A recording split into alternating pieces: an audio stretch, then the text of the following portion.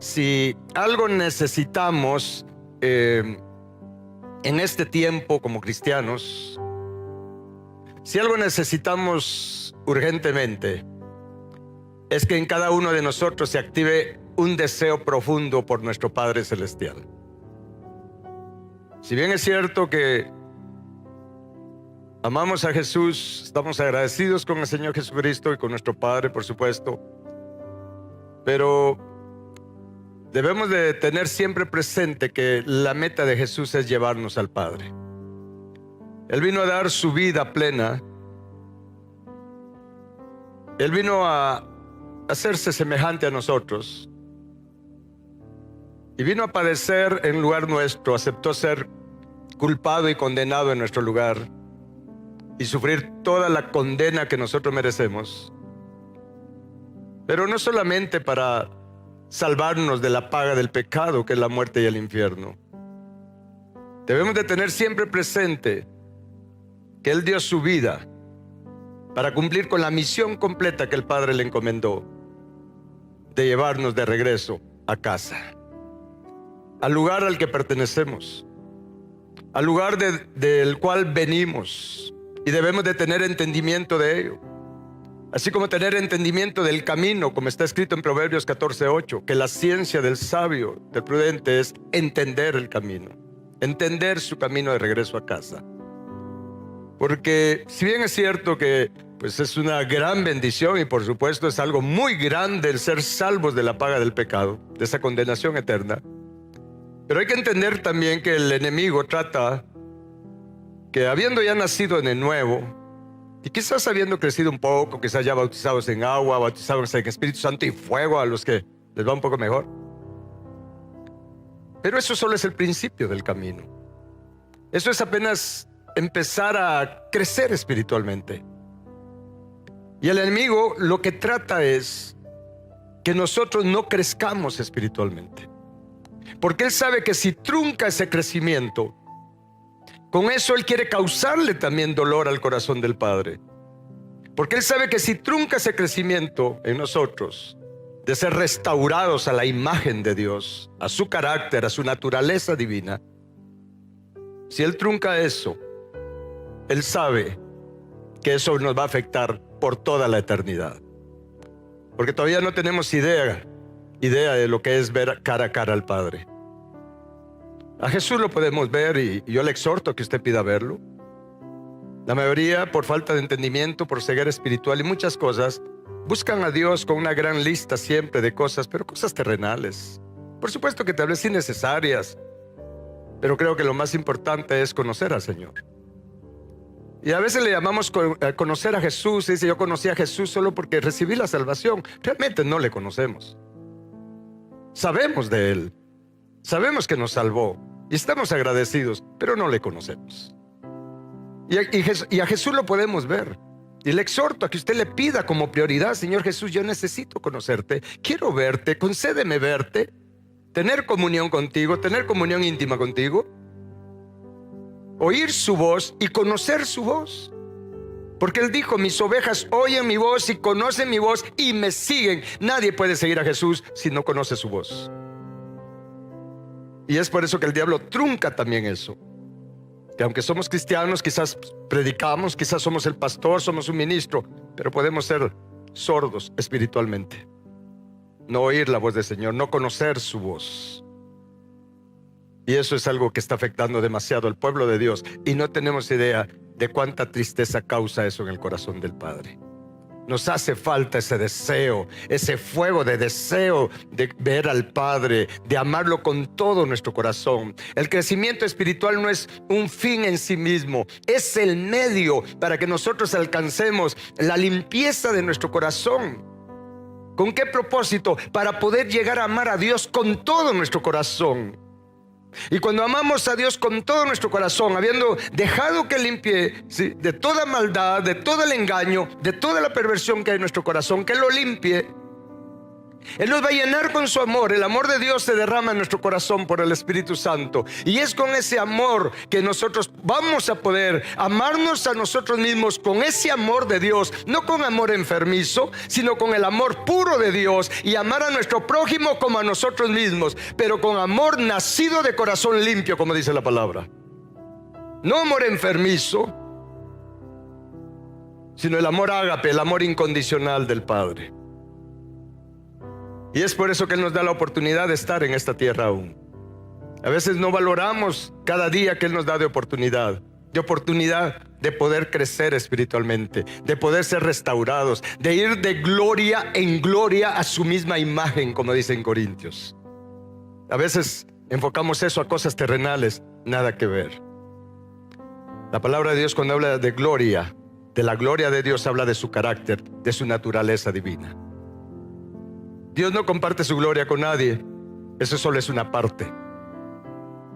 Dios no comparte su gloria con nadie, pero les tengo noticias, con nadie que no califica. Porque al final de cuentas es su gloria lo que Él nos quiere dar como herencia. Está escrito en Efesios capítulo 1, versículo 16 en adelante. Habla de las riquezas de su gloria que Él tiene como herencia para nosotros los santos, para nosotros sus hijos. Es la herencia que Él nos quiere dar. Su gloria, su carácter, su naturaleza divina, como dice en 2 de Pedro, que Él nos ha dado preciosas y grandísimas promesas, pero no para pasarla bien aquí en la tierra. Él nos ha dado grandes y preciosas promesas, y dice allí, para que seamos participantes de su naturaleza divina, de su carácter, de su gloria. Esa es la herencia que Él tiene para nosotros. Al final de cuentas, la herencia que Él tiene para nosotros, la parte que nos corresponde, la porción que nos corresponde, es Él mismo.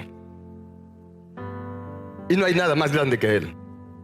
Cuando en nuestro corazón está ese deseo, cuando nuestra visión, nuestros ojos espirituales han sido abiertos a esa herencia que Él tiene para nosotros, que ha costado un alto precio a su Hijo unigénito, entonces créame que es cuando vamos a quitar nuestra mira de las cosas de abajo y vamos a poner nuestra mira en las cosas de arriba.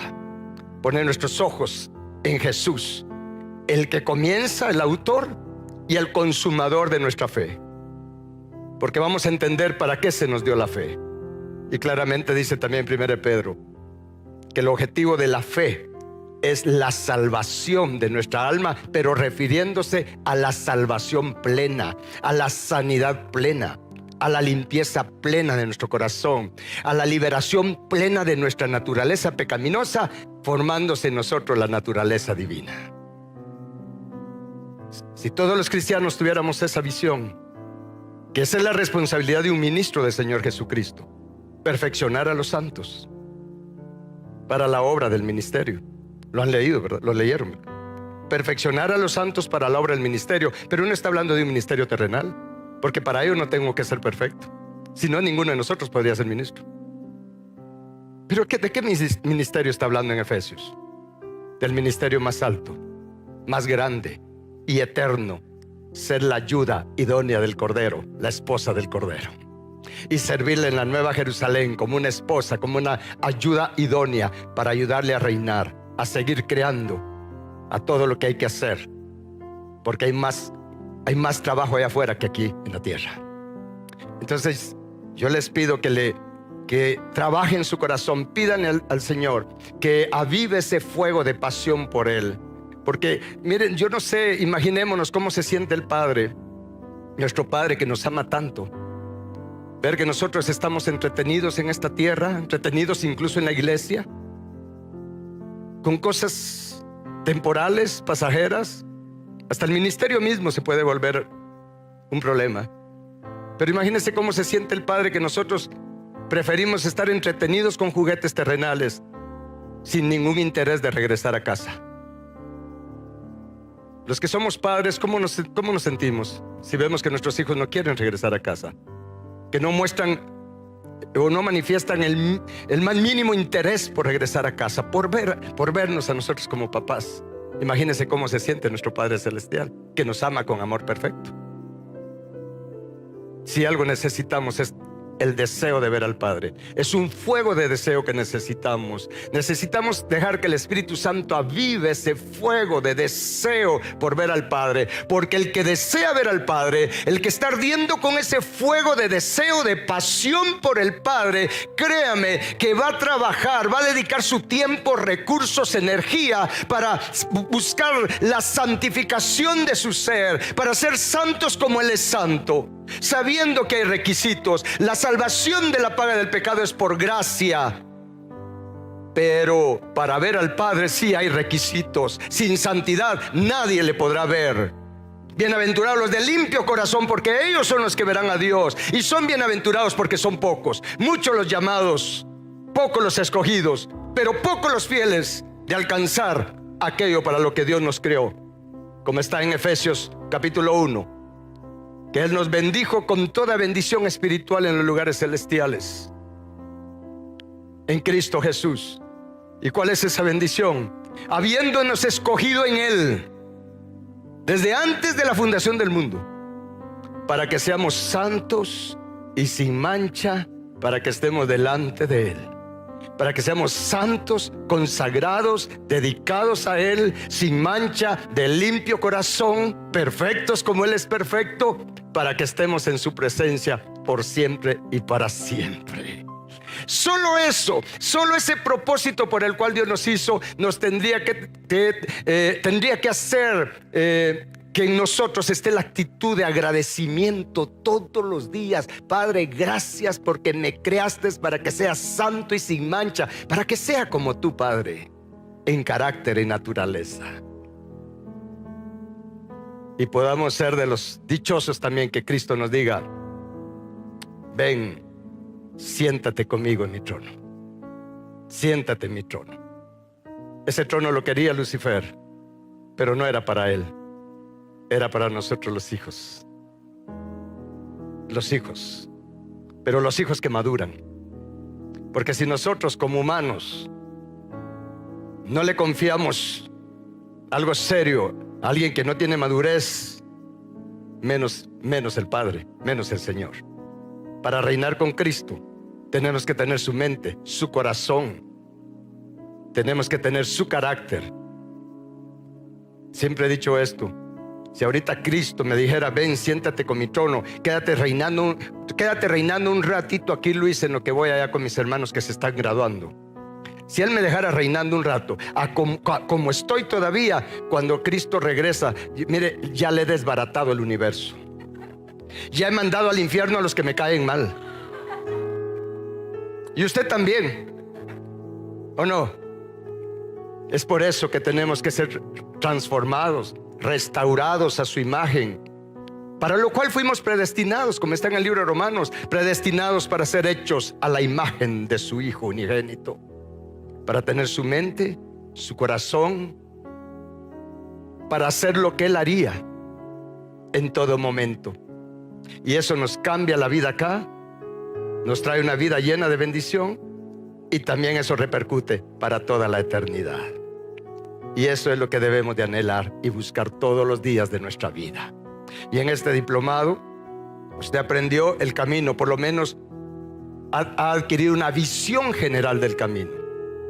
Sí.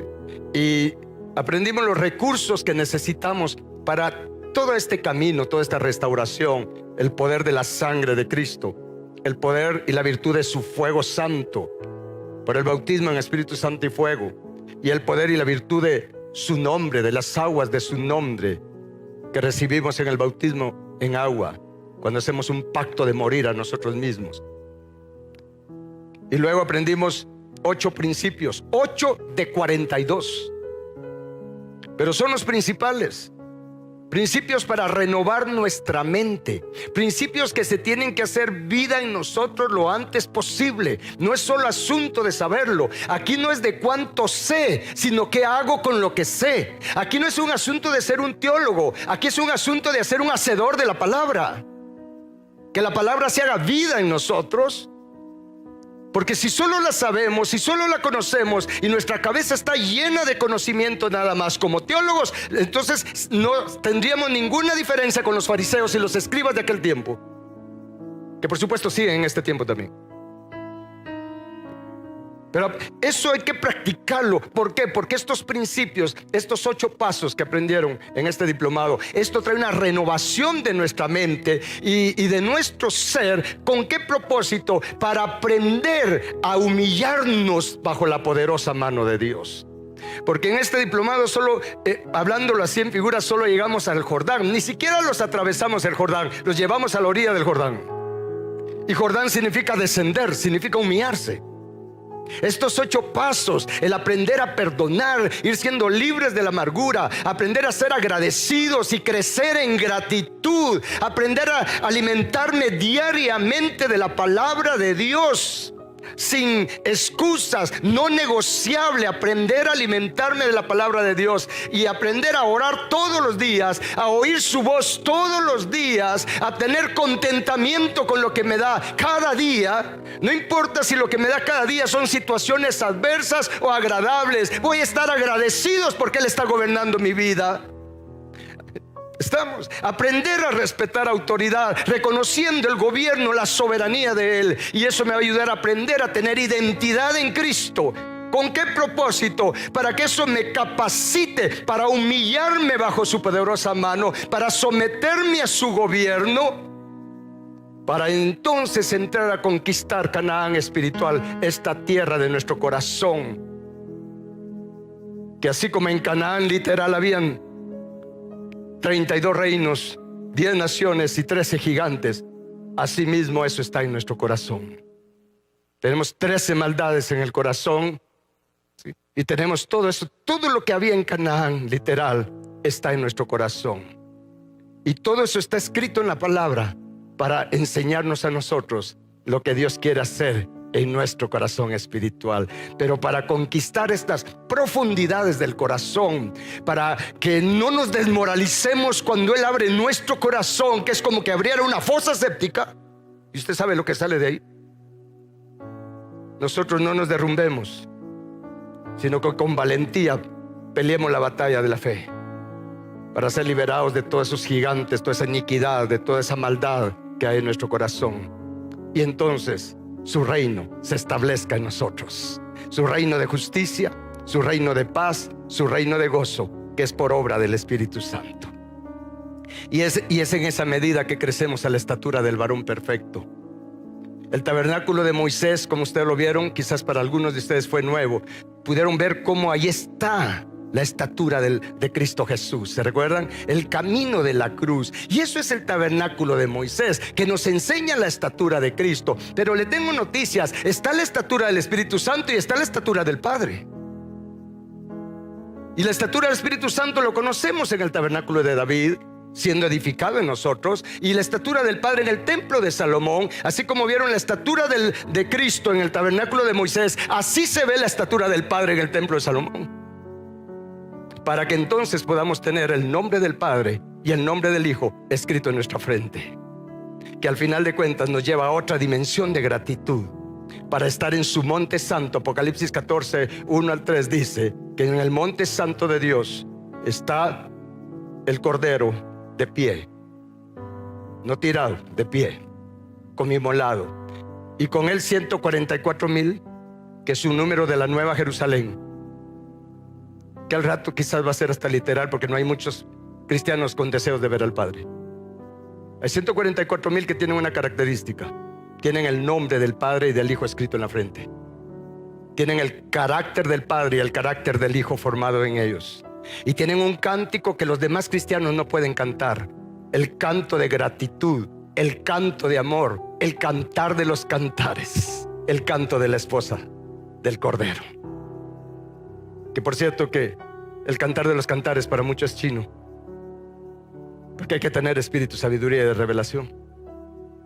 Pero a eso nos está llamando el Padre. Si el Padre nos está llamando a eso, ¿por qué conformarnos solo con la parte inicial cuando Jesús compró el paquete completo para nosotros?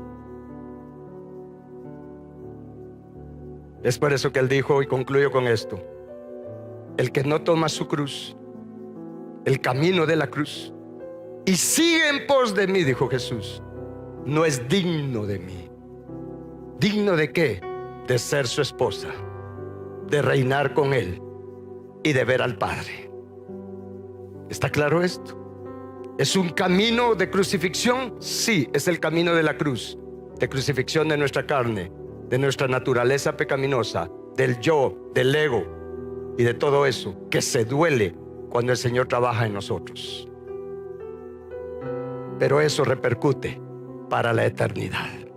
Vale la pena ir por el camino de la cruz, el camino angosto, el camino de la aflicción. Pero si sufrimos con Él, también reinaremos con Él. Si sufrimos la muerte a nuestra naturaleza pecaminosa y su naturaleza divina se forme en nosotros. ¿Cuántos quieren eso? Ese es el evangelio del reino. Lo voy a repetir. Ese es el evangelio del reino. Esas son las buenas noticias que Jesús vino a darnos. El evangelio del reino no es prosperidad material. Eso es tibieza. La tibieza espiritual se manifiesta con el enfoque a la prosperidad material. Las buenas noticias de Jesús es, casi que me lo imagino diciéndonos a nosotros acá: miren, les tengo buenas noticias. ¿Cuál es Jesús? Que no tienen la oportunidad de no quedarse así como están. Tienen la oportunidad de ser restaurados a la imagen de Dios, del Padre. Tienen la oportunidad de poder llegar a ser santos como Él es santo, perfectos como Él es perfecto y misericordiosos como Él es misericordioso. Esas son las buenas noticias que Jesús nos trajo. Tienen la oportunidad que su reino se establezca en ustedes. Es por eso que Él dijo: el reino de Dios se ha acercado, ha venido. Vino con Él. Y ahorita me viene a la mente que en una ocasión yo le dije al Señor, porque uno a veces se decepciona de uno mismo, y entre más camina, pero por eso hay que tener sabiduría, entre más uno avanza, pareciera que uno está retrocediendo. ¿Por qué? Porque nos están abriendo el corazón, esos abismos en el corazón. Pero en una ocasión, ahí con esas luchas, en más o menos palabras, el Señor dijo: hijo, te amo como eres, pero te amo tanto que no te quiero dejar así como estás. Quiero que seas como yo, santo. Y eso es a lo que Lucifer le rompe la cabeza. Le rompe la cabeza. El hecho que nosotros vamos de regreso, vamos rumbo al lugar de donde a Él lo sacaron, el monte santo de Dios, donde Él quiso gobernar. Ahora nosotros tenemos la oportunidad de ir y llegar a ese lugar para reinar juntamente con Cristo por la eternidad. Vea qué regalo el que Dios nos da, nuestro Padre Celestial. Padre bendito, muchas gracias por ese regalo que nos das. Padre eterno, gracias por esta oportunidad que nos das.